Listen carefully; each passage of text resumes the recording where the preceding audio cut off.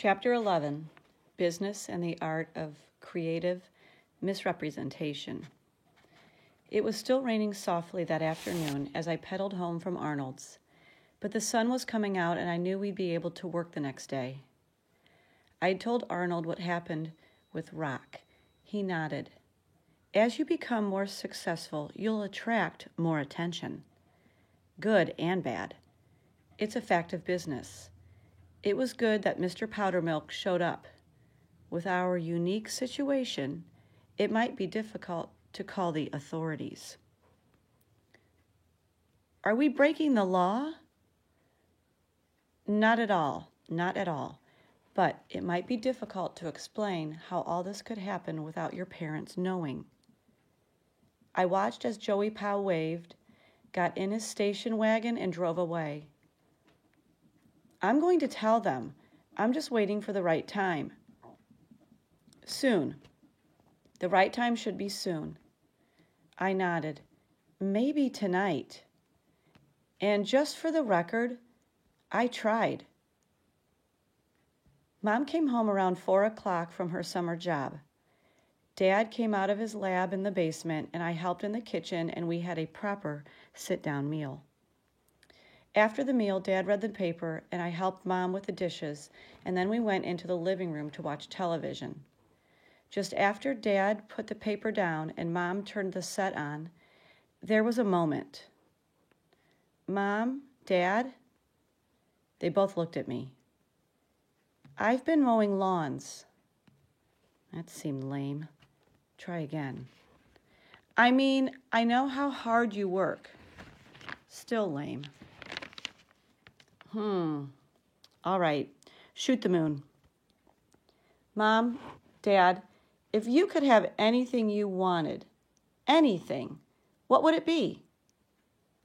Mom looked at me. Is this a game? No, seriously. Anything you wanted, what would it be? She frowned, thinking.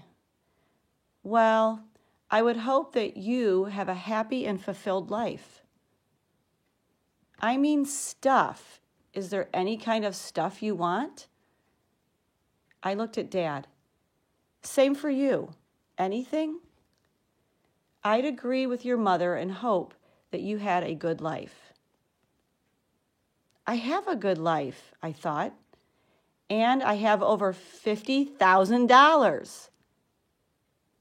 Thanks, both of you. But hey, like I said, I mean stuff. For yourselves. Isn't there anything you would want? They looked at each other and shrugged. Not a thing, Mom said. Me either. Oh, come on. I mean, think about it. Anything, no matter the cost? There was silence. Then my mom laughed. Oh, I know what you're doing. You've saved up some money from your lawn mowing business and you want to help out. Isn't that it? Well, sort of. Oh. She smiled that soft mother smile. That's very sweet, dear, but Who on earth is that? She had been sitting facing the front window, which looks across our lawn, which by this time, what with Pasquale's efforts, was starting to look pretty good. He had been so horrified by the condition of what he called the boss's lawn that he had come by to recondition it. The change was a complete mystery to my parents, who made jokes about the lawn fairies who work on the grass when everybody is asleep. My parents were spending a lot of time relaxing in the evenings after work, admiring their miraculous lawn. My mother stood and walked to the window. My goodness. I looked and was stunned to see the old station wagon with Joey Powell sitting in the front seat, his head down, dozing. Look at the size of that man. Why, he barely fits in the car. Dad stood and went to the window. The car looks kind of beat up. I wonder if he's all right. He's all right, believe me. It slipped out before I could stop it. You know him? Think fast. But I couldn't figure out how to explain how I had come to own the prize fighter in front of our house without a whole lot of details, and I also didn't want to lie to my folks. Well, sort of. I know him from the lawn jobs I've been doing. He's a good guy. I'll go out and see what he's doing here. I was out the door before they could say anything. Joey! Yes? What are you doing here? I thought I'd spend the night here to make sure Rock's people don't find you. Well, gosh, thanks a lot, but Rock doesn't know my name or where I live. Speaking of that, how did you find me? I followed you on your bicycle. Oh, well, look, I don't need any help right now, but thanks again. Besides, shouldn't you be getting sleep for training? When's your next fight? 6 days. Next Saturday night.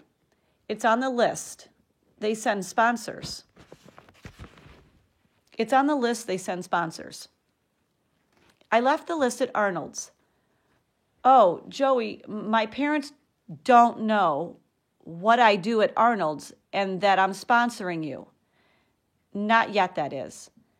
I'll tell them, of course, but I haven't gotten around to it yet. I can't figure out a good way to tell them how everything happened, and they might not understand my involvement in, well, the fight game. Don't you want to be my sponsor?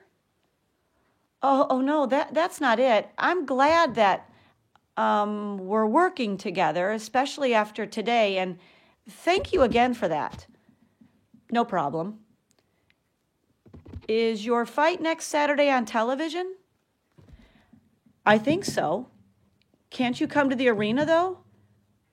The sponsor should watch the fight in person.